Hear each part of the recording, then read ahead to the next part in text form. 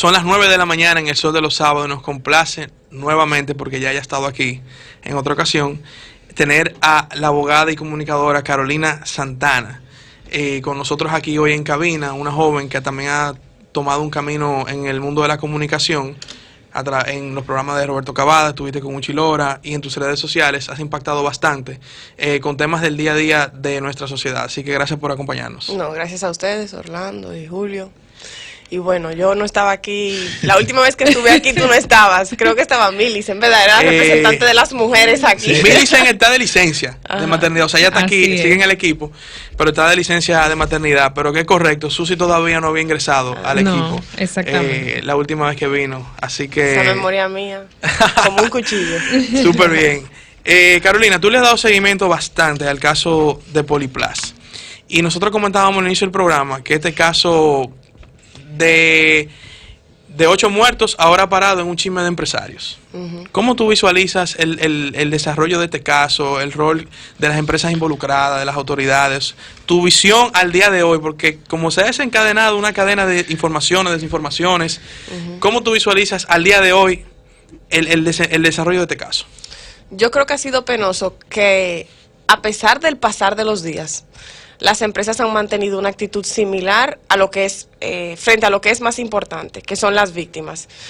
Cuando empezó todo el tema, cuando estalló la fábrica de plástico o la industria de plástico, no sé, esa parte no es mi área, las empresas parecían estar más ocupadas en sus propios asuntos, en temas de seguros, en temas administrativos, en tensiones que unos días después ya se sabían que existían entre las dos compañías, con o sin audio, con o sin comunicado posterior.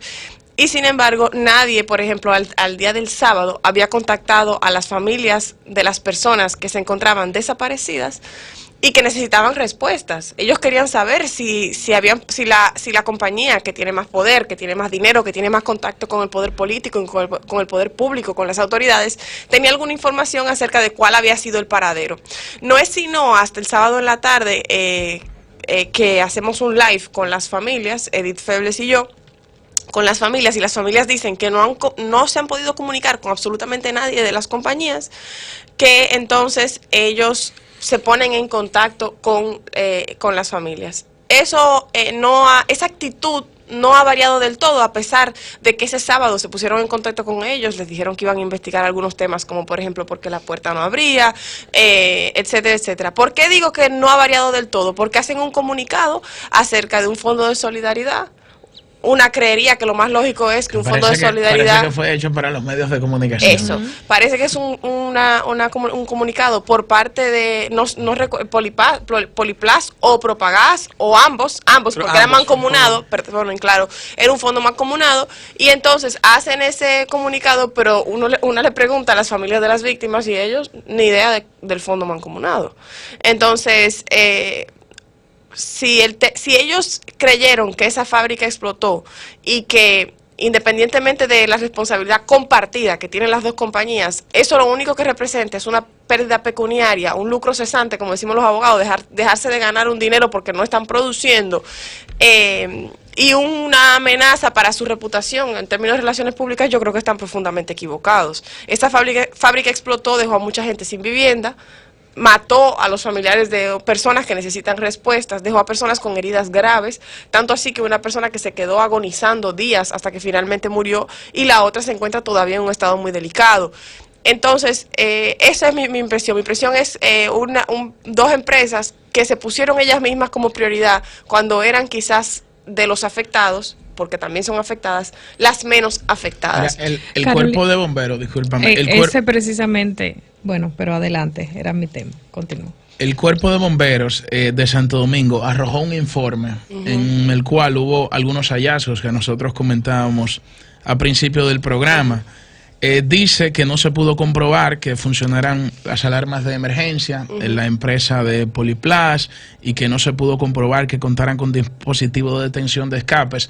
Esto, desde el punto de vista jurídico, ¿qué implicación pudiera tener para la empresa? Y sumado a esto, si ves que ha tenido algún tipo de rigurosidad técnica este informe de los bomberos, porque al parecer no fue hecho de la mejor manera, se presentó de una manera abrupta y no cumplió como con los estándares que se espera en una investigación como esta. De los bomberos se emanó dos informes o dos declaraciones o una declaración y un informe. La declaración inicial, cuando las llamas del fuego aún corrían por el espacio que afectó el siniestro, que fueron no solo apresuradas, sino desafortunadas en el sentido de que no había evidencias, no había suficientes elementos todavía para determinar algunos de los elementos que pronunció el jefe de los bomberos.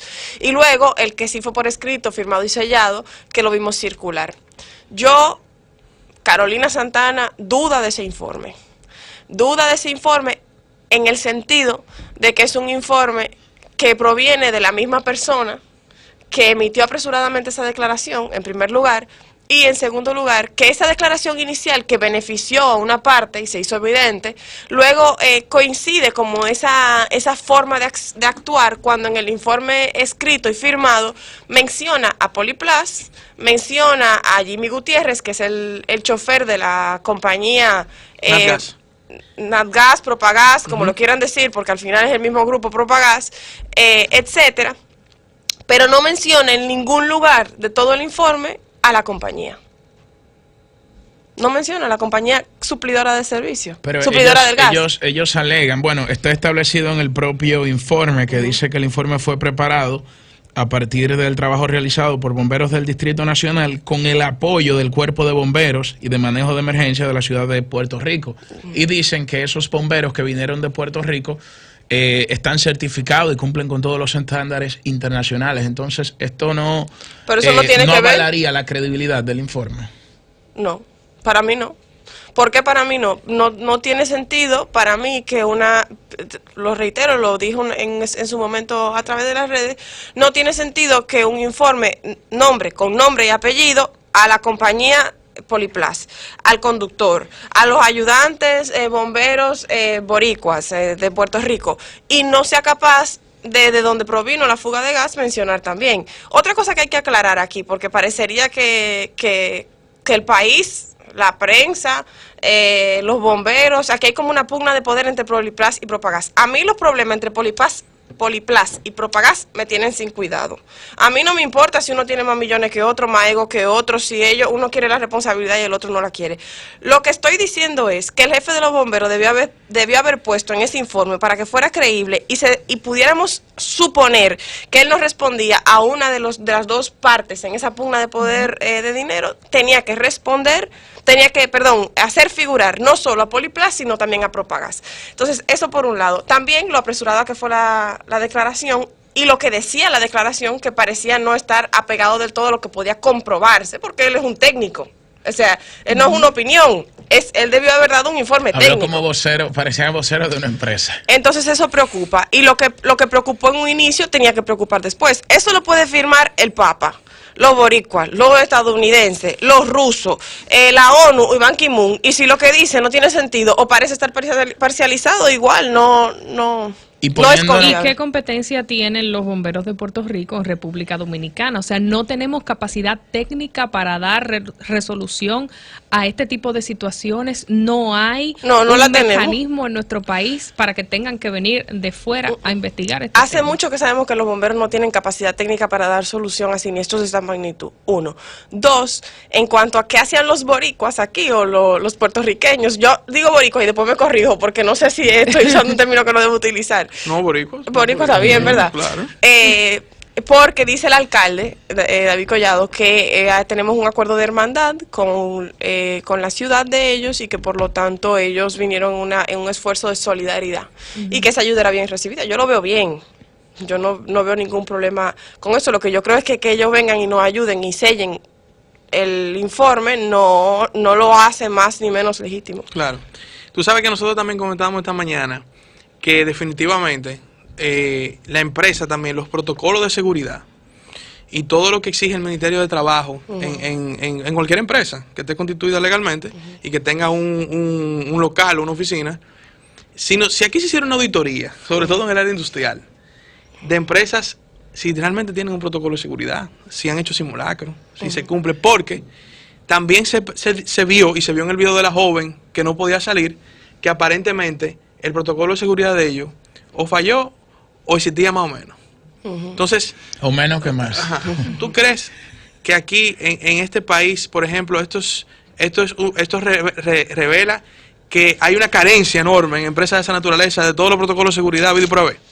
A mí me parece que por mucho tiempo nos hemos concentrado, y hago un mea culpa en eso, en la corrupción administrativa, en la mala ejecución de las iniciativas gubernamentales, y no nos hemos dado cuenta que quienes más están manga por hombro en este país son el empresariado, en parte porque financian las campañas y nadie los va a regular, y en parte porque producto de eso mismo se han creído dueños del país.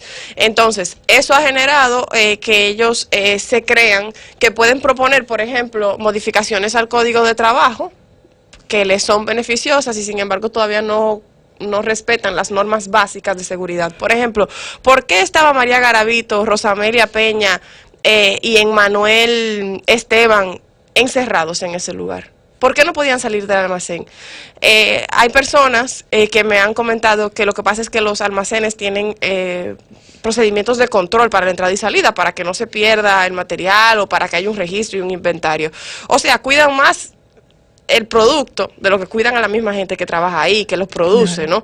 Eso en primer lugar, que me parece inaceptable. Y en segundo lugar, si iba a tener un control de entrada y salida, podía también tener un mecanismo de salida de emergencia. En algunos lugares hay puertas que si se abren suena una alarma, porque son para emergencia. Y por lo tanto ayuda al control porque habría sonado una alarma, pero a la misma vez no deja sin opción de emergencia a las personas que allí trabajan en caso de emergencia.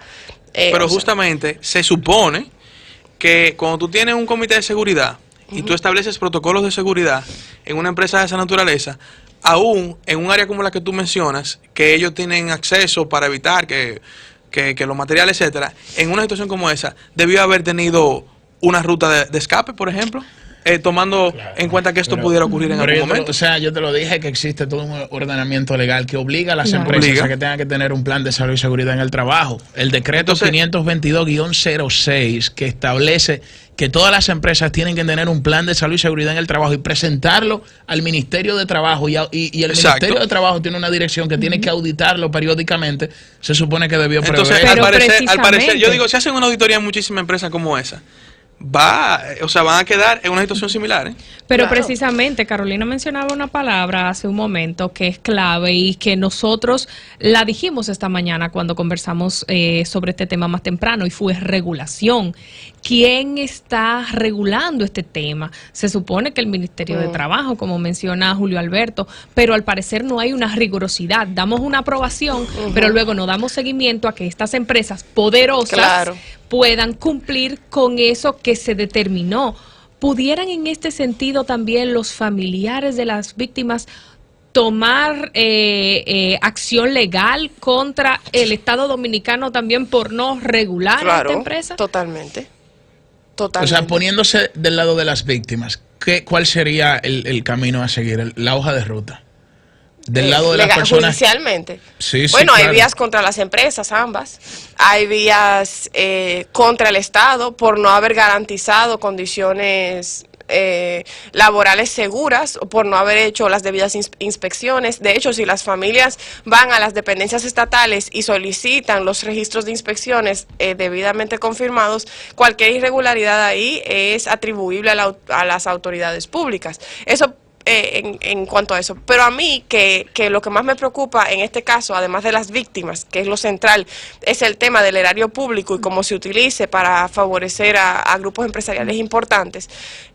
Creo que el orden del foco de nuestra atención es y debe ser, pienso, las víctimas, el erario público y el manejo de la prensa. Porque las víctimas, por razones obvias, y ya lo hemos hablado, los otros dos temas, esa es la defensa de este país y de este pueblo, no hay más nada. Porque si estábamos contando con el empresariado, Y se supone que ese es el rol del poder político, defender su gente, ¿no? Y sin embargo, a mí me ha indignado y sorprendido que las autoridades hayan salido a costear las reparaciones de los daños que ocurrieron producto de la negligencia de 2 empresarios o 2 grupos empresariales tremendamente pudientes en la República Dominicana. ¿Por qué? Porque yo con mis impuestos. Si Ahora, son ellos los responsables. Ahora, pero para el Estado ahí hay un problema social, porque en lo que se determinan las responsabilidades en términos jurídicos, pueden pasar muchos años. Entonces, frente a esa situación, si el Estado se queda de brazos cruzados y dice, bueno, nosotros vamos a esperar que un tribunal, que una sentencia establezca responsabilidades y que las aseguradoras reconstruyan las viviendas afectadas, entonces eso le genera, que si yo fuera le genera un problema. Entonces habría que buscar, yo diría que la forma, no sé, de que luego las empresas tengan que pagarle ese dinero que invierte el Estado para la reparación de las viviendas. Eso hay que verlo, porque yo lo dudo. Eso es lo primero. Un poema, parece un sí, poema. Muy lindo. De Pablo Neruda. Sí. 20 poemas de amor y una canción desesperada. Pero si yo fuese el Estado, yo me siento con las compañías y les digo, paguen, resuelvan entre ustedes cómo van a pagar esto. Eso no es un problema mío, resuélvanlo. Lo quiero resuelto rápido. Y después demándense entre ustedes para repartirse en lo que no se pusieron de acuerdo.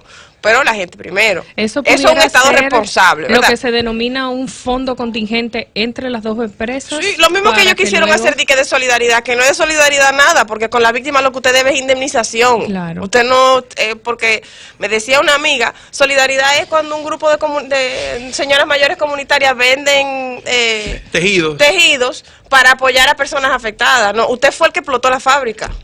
Claro. Usted eso es un fondo de indemnización. Usted le quiere poner de otra manera, no hay problema. Pero como lo que eso debería de ser es un fondo de indemnización. Se han manejado fatal, Carolina, aún con la presión de los medios de comunicación. ¿Qué hubiese pasado con este caso?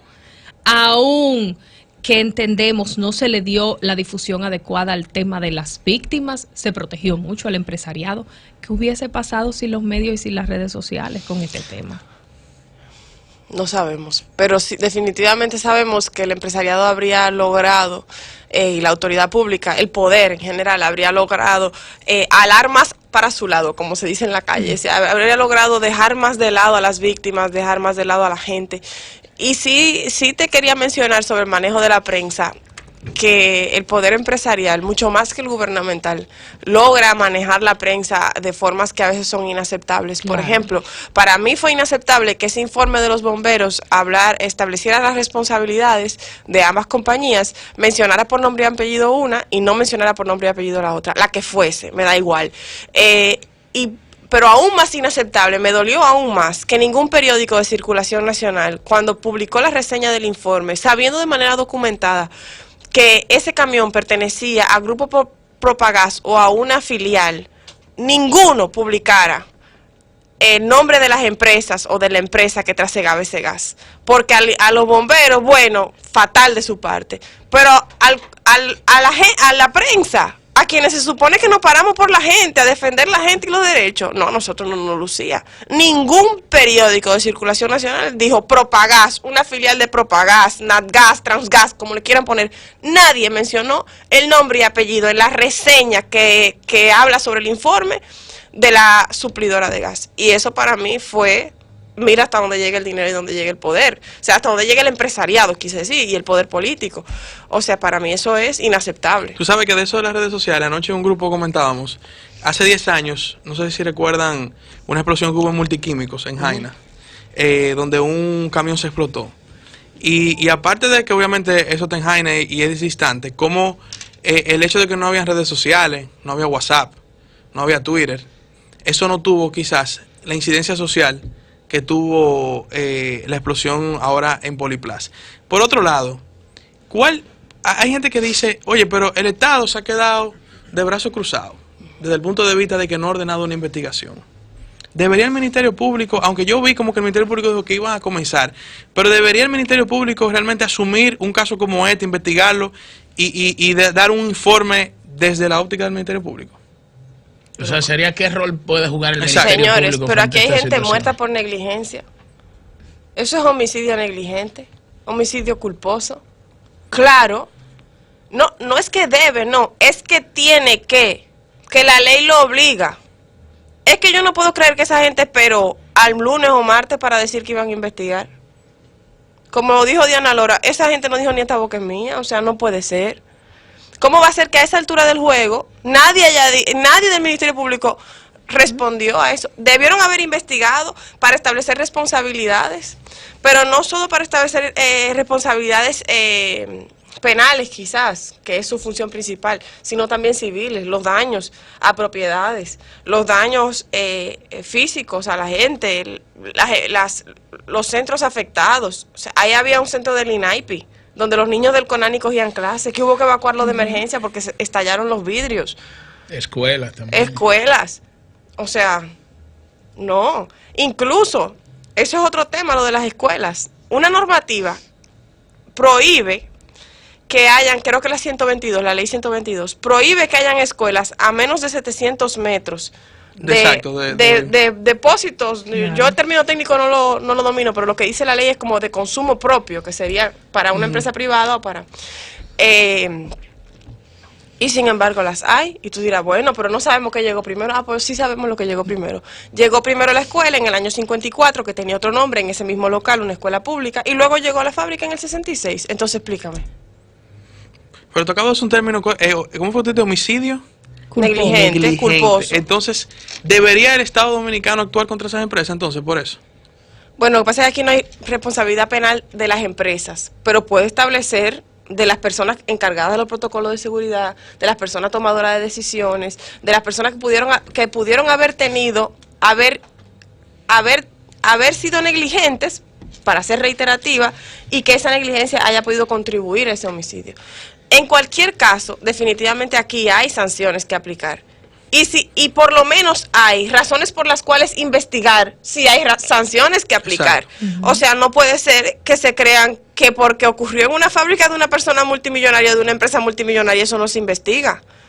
Eso no tiene sentido. Porque si tú, Orlando, en tu casa te pones a bregar con el tanque de gas y dejas una fuga y explota y se muere el vecino, te van a llamar. Claro, totalmente. Te van a llamar seguro. Y el Código Civil lo establece también. Claro, obviamente. Un daño a una propiedad ajena. Te van a llamar. ¿Por qué no? ¿Por qué no van a llamar a Manuel Díez y al señor Santana? ¿Por qué no? Tienen que llamarlo. Tienen que llamarlo. Y los famosos audios filtrados. Allí se dieron dos temas que me llamaron la atención. Primero, mencionaba recientemente el manejo de la prensa, como una de las partes, precisamente el señor de Propagás decía, saca eso del periódico. Yo como periodista me sentí insultada. ¿Por qué?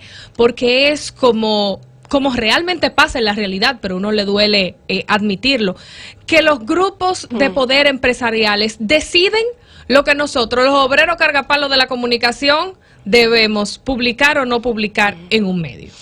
Y segundo, el tema de su gran preocupación de que iban a perder dinero. Y lo decía con un dolor que no he visto ninguna de las partes expresarse sobre las víctimas. Tema de las víctimas. Sí. Ese comunicado que luego sale, no refiriéndose por su nombre a la empresa Propagás, sino como el comprador, el contrato, que lo tengo aquí, que también mi madre lo publicó en redes sociales y fue retuiteado por muchas personas que también compartieron el contrato, establece específicamente que Propagás es la empresa con la cual tenemos, con la cual Poliplas tenía esta transacción comercial. ¿Qué revela estos videos de todo este caso? A mí el audio, ese audio a mí me tiene sin cuidado. ¿Por qué? Porque ese audio no revela más que una pugna de poder y dinero. Ese audio no revela más que una pugna de egos entre dos empresarios. Y a mí pareció planificado también. Y a mí me da igual. A mí me da igual cómo ellos se llevan. A mí me da igual si ellos quieren, o sea, a mí me da igual los problemas entre ellos. Ellos no son mi foco, a mí no me importa Poliplas, Propagás. Que además, yo no estoy de acuerdo con que se ventile una conversación que se grabó sin consentimiento. Yo no creo en eso. O sea, no creo en eso para la prensa, salvo casos específicos, abuso de menores y cosas así. No creo en eso para la prensa y no creo en eso entre particulares. Si yo no soy capaz de hacer que Orlando en una discusión haga constar lo que dice, Yo no tengo esa capacidad, yo no puedo hacer trampa para llegar ahí. O sea, ni para la prensa, ni para el empresariado, ni tampoco para el Estado, que le encanta estar pinchando celulares, por ejemplo. Eso por un lado. O sea, a mí el audio yodo me tiene sin cuidado y para mí no es ni tema de discusión. Ahora, lo que sí es importante es, como te decía al principio, lo de la prensa, no es que ellos lo digan, sácalo de los periódicos, es que ellos se crean capaces. Y que la prensa le haya dado la razón. Porque en esas reseñas de los 7 periódicos de circulación nacional más importantes, ninguno dijo Propagás. ¿Por qué? Porque ese audio sale después de que esas reseñas salen y tiene la razón. ¿Por qué? ¿Por qué fue exitoso un intento como ese? ¿Por qué? Entonces, ¿a quién le dejamos la defensa? No la hace el poder político, no la hace el Ministerio Público, no la hace la prensa. O sea, ¿con quién cuenta la gente? Eso me preocuparía. Y lo que tú dices de las víctimas, ni decir. Evidenciar así un interés superior en el dinero, en los fondos, en no perder esa bonanza. Y no estar, que nunca se note como prioridad las víctimas, es algo que es totalmente inaceptable. Y se notaba desde el principio hasta el final. Ni fondo mancomunado de solidaridad, que como yo decía no debía llamarse de solidaridad ni nada. Es que las víctimas debieron haber sido el centro de atención. Es que los principales empresarios de esas dos empresas, o los principales ejecutivos, debieron haber estado en el lugar de los hechos, respondiendo preguntas con un papelito y una ficha, apuntando aunque sea en el celular, llamando a gente, usando su contacto y su poder para ayudar a esa gente. Primero, y luego, bueno, ¿cuánto perdimos? Porque también es importante. Una cosa, Propagás y Poliplas son víctimas de esa explosión. Claro que son víctimas de esa explosión. Una tiene el instinto de conmoverse ante su situación. Han perdido propiedad, han perdido dinero, han perdido fuente de trabajo. Y eso duele. Y yo lo comprendo. Pero no es lo mismo que perder un familiar. Ellos debieron ocuparse primero de la parte humana. Incluso, y luego la parte económica. En la rueda de prensa que dio Poliplas y que encabezó Manuel Díaz Cabral, lo que salía era en defensa del protocolo de evacuación, ignorando totalmente la cantidad de personas que perdieron la vida. Y eso deja entredicho la famosa responsabilidad social, empresarial o corporativa que deben tener las empresas con la comunidad. Pero también ponen entredicho que se tiene que velar por mayor regulación y sacar esas empresas que están en zonas que ya son urbanas, porque aunque la empresa hubiese estado primero, si ya alrededor de esa empresa se desarrolló una comunidad, entonces esa empresa no puede continuar si opera con ese tipo de actividades dentro de un barrio para que no se produzca lo que desafortunadamente se produjo, Orlando. Vamos a aprovechar que tenemos a Carolina y a tomar unas llamadas para que las personas también puedan interactuar contigo en esta ocasión. Comunícate 809-540-1065.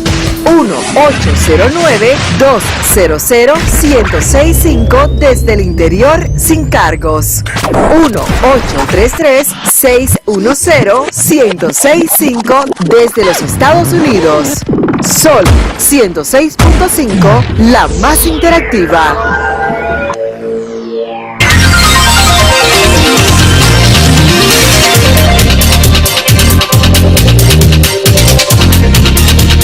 Minutos.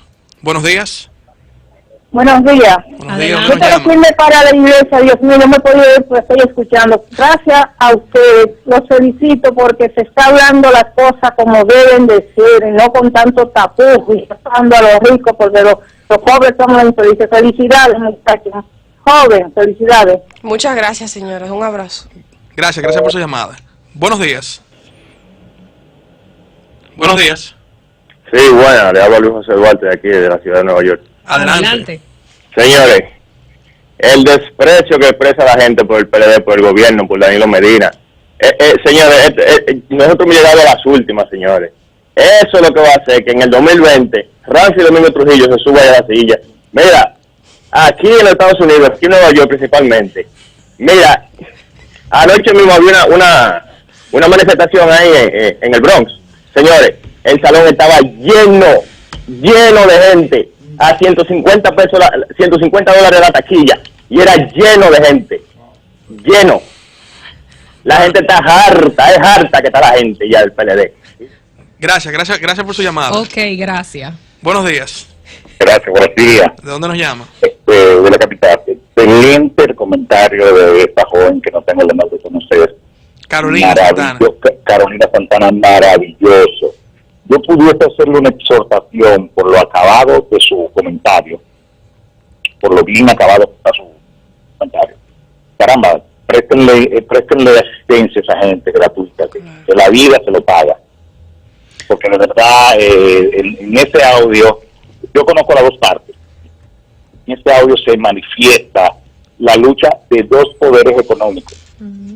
Hay que tomar en cuenta que hay una crisis entonces, porque el expresidente de CONEP, que se supone que sea un aliado de CONEP, o como se llame, Asociación Nacional de Hombres de Empresa o lo que sea, manifestar tan burda el interés pecuniario es penoso. Es penoso. Gracias por sugiero, a nosotros. Sí, le sugiero que, caramba, extiendan su mano solidaria en este caso, prestando asistencia, aunque sea de forma emotiva, como sea, no encuentro la palabra para ponerlo. Les felicito. Gracias. De alto honor. Gracias por su llamada. Buenos días. Buenas. Sí, buenos días. ¿Dónde nos llama? Le habla Fray Antonio Batista, mejor conocido como el Gordo de los Minas. Adelante. Adelante.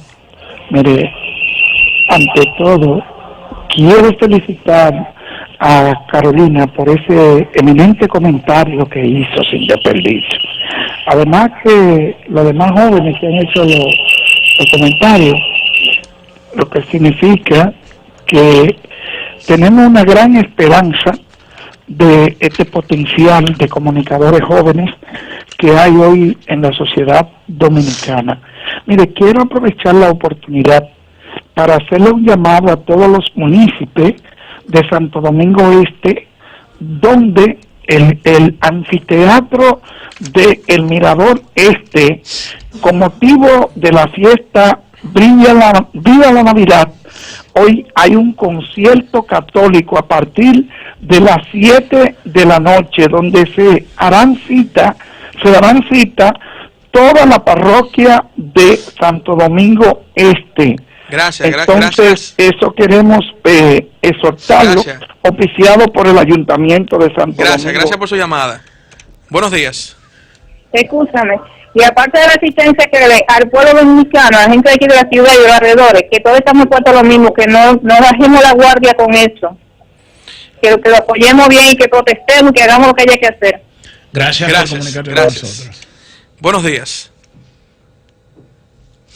Buenos días. Adelante. Bueno, parece que se llama. Buenos días. ¿Buenos días? Sí, buenos días. ¿Dónde nos llama? Sí, de New York. Adelante. Sí, no, yo quería decir dos cosas. Primero, Ranfita, que llamó ahí, diciendo que están hartos nosotros, los PLDistas. Lo que pasa es que esos son el PRM, Amayao, que van a votar por Ranfi. Si creo que saque Ranfi, va a ser menos para el PRM y la otra cosa. Ahí que no estamos hablando de política, estamos hablando sobre el caso de la explosión. ¿Qué opinas? Dejaron que ella hablara entonces ahora sobre el asunto que ustedes están tratando ahí.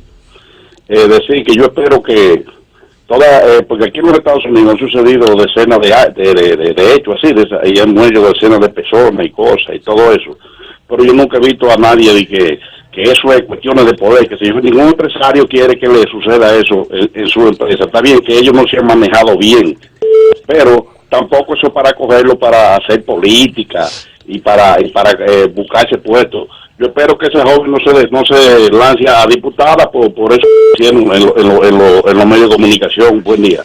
Gracias por su llamada. Ay, Dios mío. Bueno, Carolina, ya tuviste una muestra ahí de la opinión de los Tú sabes que me quedé pensando sobre lo que decía de las grabaciones de las llamadas, y que decía que también en gran parte eso es inaceptable para la prensa y temas así. Hay casos donde las grabaciones de las llamadas, sobre todo para presentar denuncias de grandes ilícitos o de grandes negligencias, son aceptables. O cuando las grabaciones por ejemplo, yo hacía un ejercicio en estos días, yo llamaba a las autoridades a preguntarle en qué andaba la investigación del caso de los cocodrilos. Claro, eso es una grabación inofensiva, porque verdad, pero no es entre dos particulares sobre un tema que ellos están acordando no hacer público, ¿verdad? Porque incluso es el contenido de la conversación. Y lo digo porque para comparar manzana con manzana, porque no es lo mismo cuando para destapar un tráfico de niñas, por ejemplo, que hubo un caso que la prensa destapó en ese sentido en la región, con llamadas grabadas así, como esa, que, por ejemplo, lo que hacen autoridades gubernamentales que pinchan celulares para oír a la oposición, por decirte un ejemplo. Y quería hacer esa salvedad, que no es lo mismo, pera y manzana.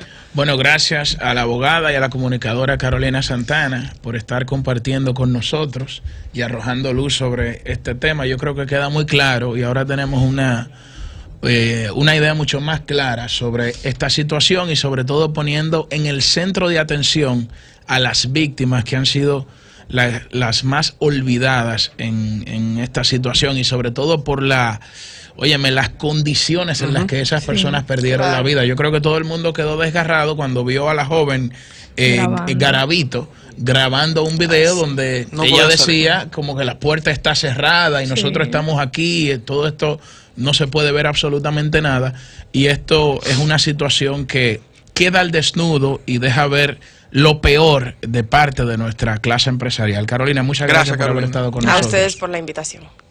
El sol de los sábados, el sol